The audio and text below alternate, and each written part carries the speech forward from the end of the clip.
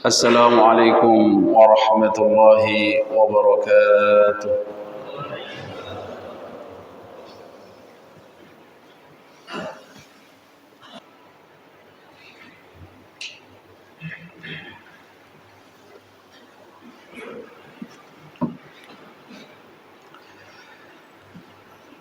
إن الحمد لله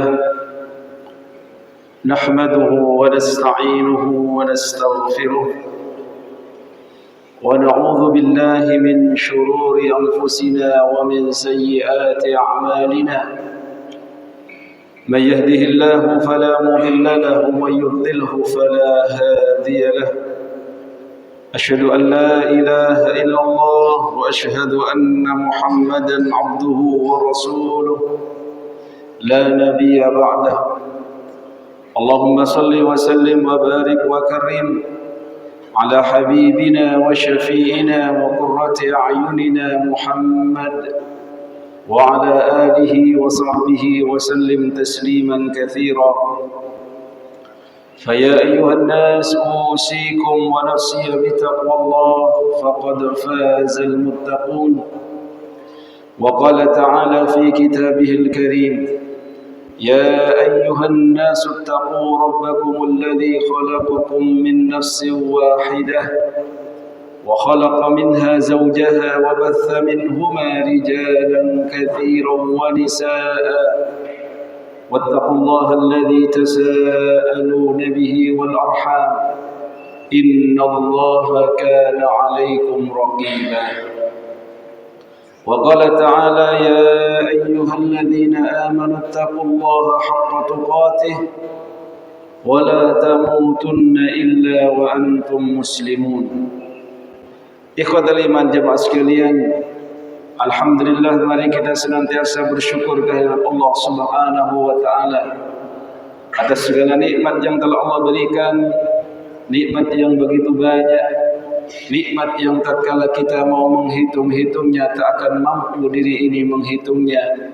Sebagaimana firman-Nya, wa in ta'uddu ni'matallahi la tuhsuha.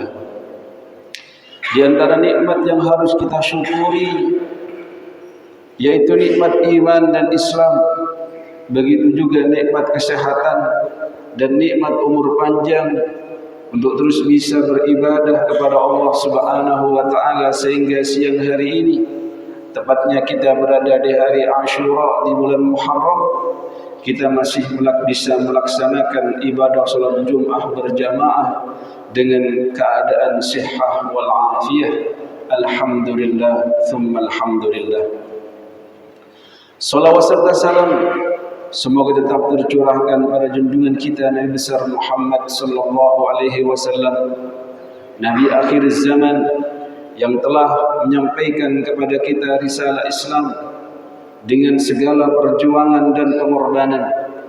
Sebagai bentuk kecintaan kita kepada beliau, mari senantiasa kita menjadikannya uswatun hasanah, suri tauladan dalam kehidupan, mengikuti tuntunan taat terhadap perintah-perintahnya, menjauhi segala larangannya, karena taat kepadanya sama dengan taat kepada Allah Subhanahu wa taala, dan terus bisa berdekat kepadanya dengan cara menjadikannya tuntunan dalam hidup dan suatu contoh dalam menjalani kehidupan. Sebagai cinta kepadanya, mari kita juga senantiasa bersolawat kepadanya. Allahumma salli wa sallim alaihi wa ala alihi wa sahbihi wa sallim ajma'in.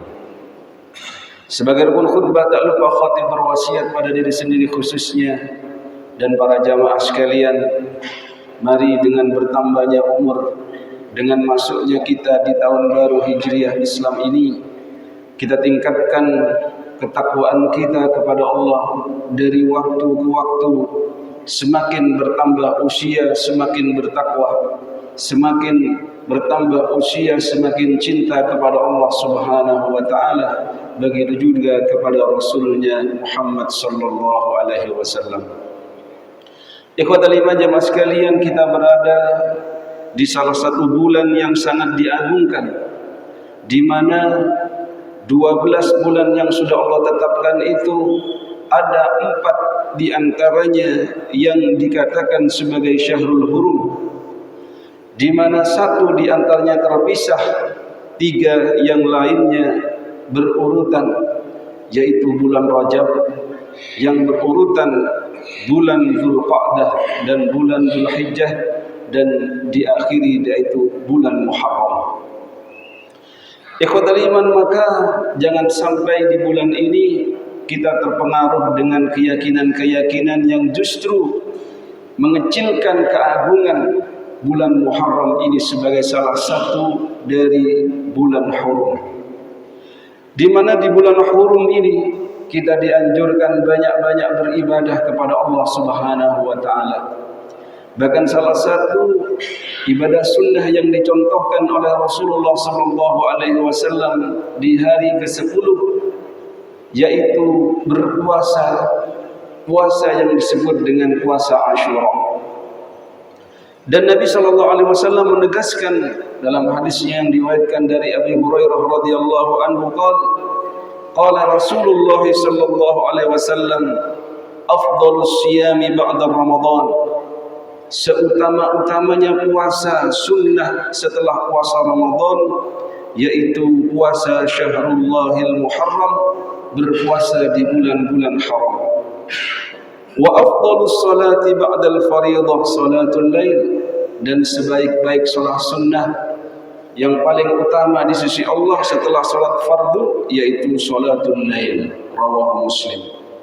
Ikhwatul iman, bulan Muharram adalah bulan yang masuk pada kategori bulan haram. Maka berpuasa di sana, lalu banyak-banyak bersedekah di bulan ini bagian dari keutamaan dan memiliki afdhaliyah tersendiri. Maka jangan sampai kita menganggap kalau kita memiliki hajatan, yaitu melaksanakan ibadah yang lain yang disebut dengan menikah, di bulan ini ada walimatul arus di dalamnya, perayaan nikah itu, akhirnya kita tidak berani menikah karena pernikahannya bertepatan dengan Asyura atau di bulan Muharram. Ikhwatal iman, kita tahu bahwasannya menikah itu bagian dari sunnah, di mana Nabi sallallahu alaihi wasallam mengatakan, an-nikahu sunnati faman raghiba an sunnati falaysa minni. Nikah itu adalah sunnahku, barang siapa orang yang membenci pernikahan maka dia adalah bukan dari golongan umatku. Dan mengakhirkan pernikahan jikalau seseorang ini akan terjerumus terhadap perzinaan adalah suatu keharaman, bahkan yang dianjurkan untuk digesa-gesakan, diburu-burukan. Jikalau orang ini tidak bisa menjaga kehormatan farjinya, maka silahkan dipercepat dalam pernikahannya. Kemudian ketika seorang bertemu dengan jodohnya, kemudian ingin menikah di bulan Muharram, lalu karena terpengaruh dengan keyakinan-keyakinan tertentu, maka ini menyelisih terhadap apa yang diperintahkan oleh Rasulullah sallallahu alaihi wasallam. Ikhwatal iman jamaah sekalian, berpuasa di hari ini bagian dari cara kita menggugurkan dosa-dosa kita, sebagaimana kita berpuasa di Yaum Arafah yaitu 9 Dzulhijjah, di mana diriwayatkan dari Abi Qatadah radhiyallahu anhu anna Rasulullah sallallahu alaihi wasallam, sesungguhnya Rasul sallallahu alaihi wasallam su'ila an siyam yaumi Asyura, pernah ditanya tentang hari Asyura, berpuasa di situ apa hukumnya dan apa keutamaannya.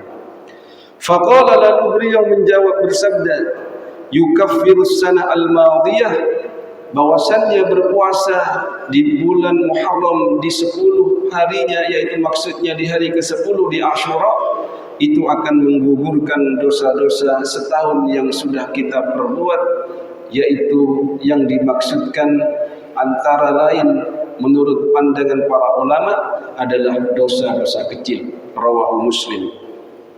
Sedangkan tatkala kita terjerumus pada dosa-dosa besar, butuh taubatan nasuha, sebagaimana perintah Allah, tubu ilallahi taubatan nasuha. Tidak cukup hanya dengan berpuasa di bulan Muharram di hari Asyura.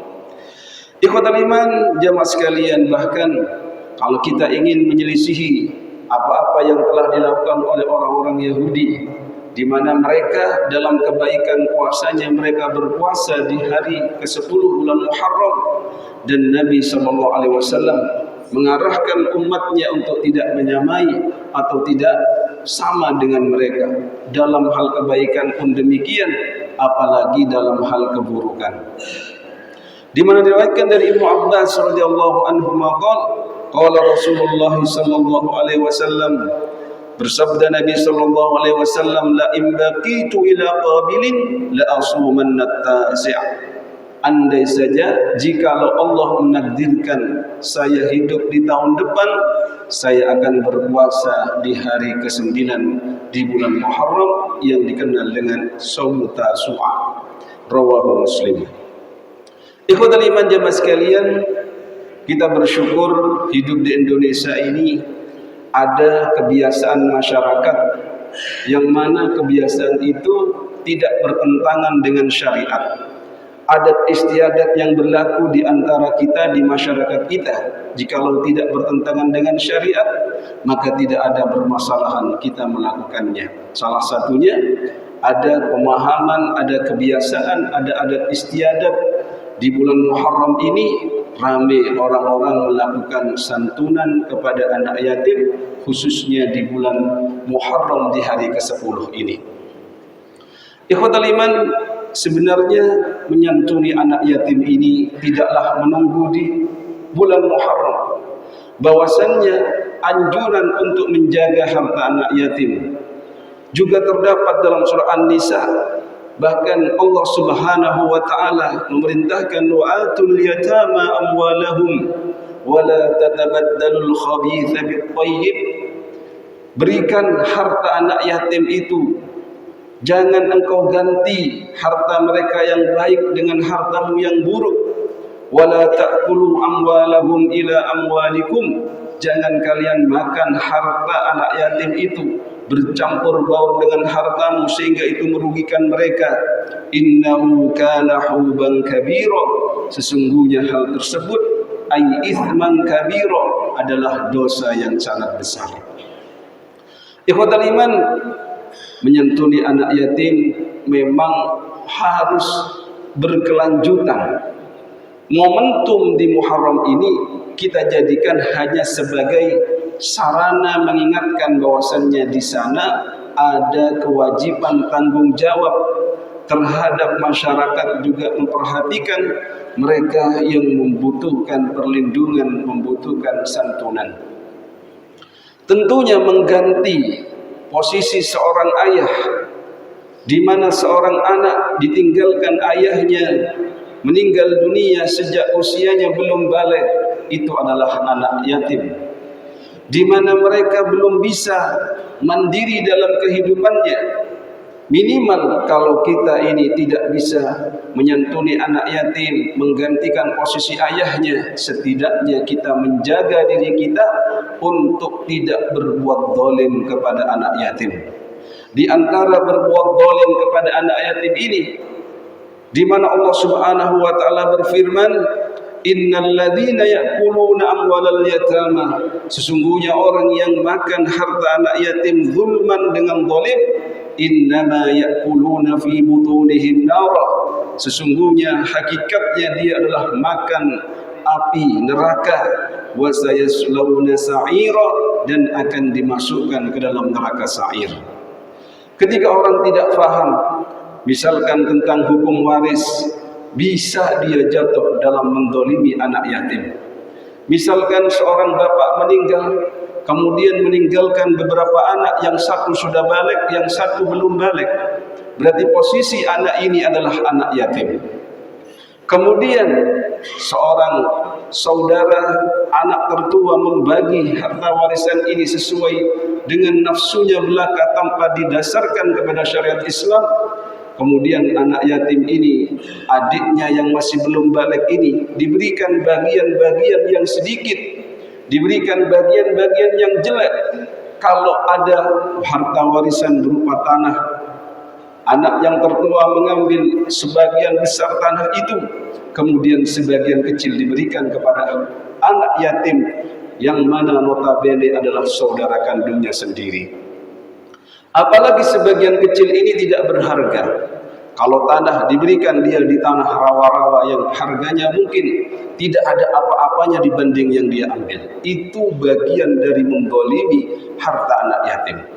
Atau misalkan ayahnya meninggal, kemudian ibunya masih muda, lalu dia menikah lagi dengan seorang laki-laki lain, sedangkan ada harta anak yatim di situ, lalu dia ceroboh makan dari situ, menggunakan dari situ dengan tanpa yang ma'ruf, maka secara tidak langsung ibu ini mendolimi hak harta anak yatim, dan ini sangatlah berbahaya.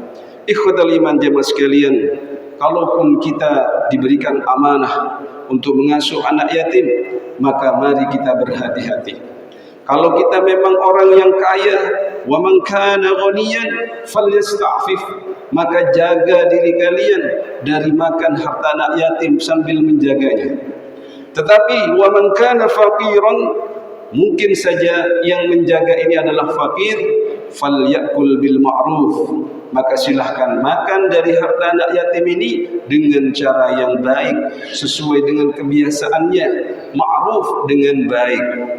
Ikhwatal iman jamaah sekalian, Islam menganjurkan kita menjadi kafilul yatim. Bahkan Nabi SAW menegaskan, ana wa kafilul yatimi hakadha fil jannah. Aku bersama orang yang menanggung hak anak yatim ini, yang mengasuh anak yatim ini, bersamaku di surga seperti ini. Seraya mengacungkan, menunjukkan isyarat satu jari telunjuknya bersama dengan jari tengahnya, yaitu sangat dekat orang yang mengasuh anak yatim ini dengan Rasulullah SAW di surga kelak. Ikhwatal iman jemaah sekalian, semoga bulan Muharram ini menjadi bagian momentum untuk kita terus beribadah dengan baik kepada Allah Subhanahu wa taala. Tidak hanya dalam urusan akidah kita, yaitu terus berhusnudzon kepada Allah, di mana dalam hadis qudsinya, ana inda dhanni abdi bi, aku bersama prasangka hambaku kepadaku, kata Allah. Jangan kita bersuudzon kepada Allah kalau kita pindah rumah di bulan Muharram ini, bulan Syura ini, kita akan celaka, kita akan mendapatkan bala dan lain sebagainya.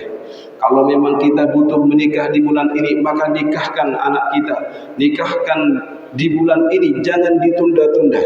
Begitu juga semoga Muharram ini menjadi sarana kita membangun hubungan baik kita dengan manusia-manusia sekeliling kita. Ibda biman ta'ul, khususnya kita melebihkan sedekah, melebihkan nafkah, melebihkan apa-apa yang biasa kita berikan kepada keluarga kita dalam urusan ma'isyah, dalam urusan kehidupan sehari-hari. Ikhwatal iman jemaah sekalian, jangan lupa banyak-banyak berdoa, karena di hari ini, di bulan ini adalah nafahat, diberikan gelombang-gelombang kebaikan, di mana tatkala kita berada di gelombang itu akan mudah kita mencapai kepada ridha Allah Subhanahu wa taala. Barakallahu li wa lakum fil Qur'anil azim, wa nafa'ana bima fihi min al-ayati wadh-dhikril hakim, wa taqabbalallahu minna wa minkum tilawatahu innahu huwas samiul alim.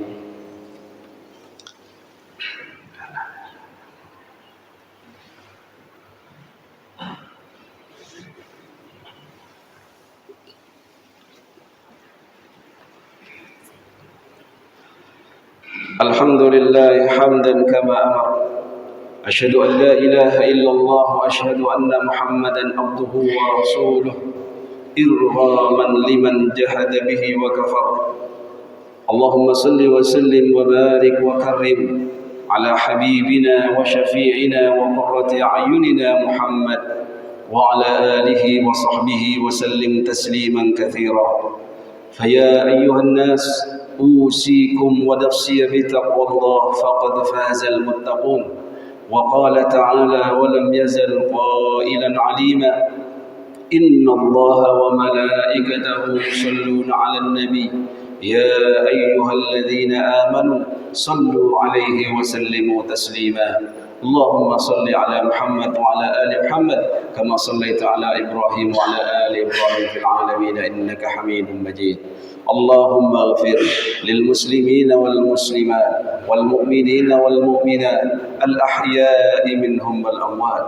اللهم أعز الإسلام والمسلمين وأهلك الكفرة والمشركين وأعلي كلمتك إلى يوم الدين يا رب العالمين. اللهم ادفع عنا البلاء والوباء، اللهم ادفع عنا البلاء والوباء والربا والزنا والزلازل والفتن ما ظهر منها وما بطن عن بلدنا هذا خاصة وعن بلاد المسلمين عامة يا رب العالمين. اللهم إنا نستغفرك ونستودعك أدياننا وأنفسنا وأموالنا وأهلنا وكل شيء أعطيتنا. اللهم جملنا بالعافية والسلامة وحققنا بالتقوى والاستقامة وأعذنا من موجبات الندامة في الحال والمآل إنك سميع الدعاء. اللهم انصر أمة محمد، اللهم انصر إخواننا المجاهدين في كل مكان، اللهم انصر إخواننا المجاهدين في فلسطين وفي سوريا وفي شيشان وفي أذربيجان وفي كل مكان يا رب العالمين.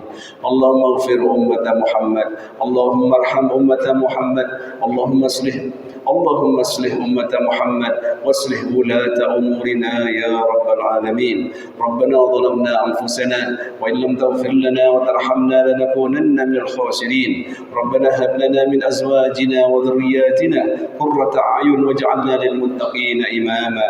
ربنا آتنا في الدنيا حسنة وفي الآخرة حسنة وقنا عذاب النار وتوفنا مع الأبرار يا عزيز يا غفار برحمتك يا أرحم الراحمين آمين. عباد الله، إن الله يأمر بالعدل والإحسان وإيتاء ذي القربى وينهى عن الفحشاء والمنكر والبغي يعظكم لعلكم تذكرون. فاذكروا الله العظيم يذكركم واشكروه على نعمه يزدكم واسألوه من فضله يعطكم ولذكر الله أكبر.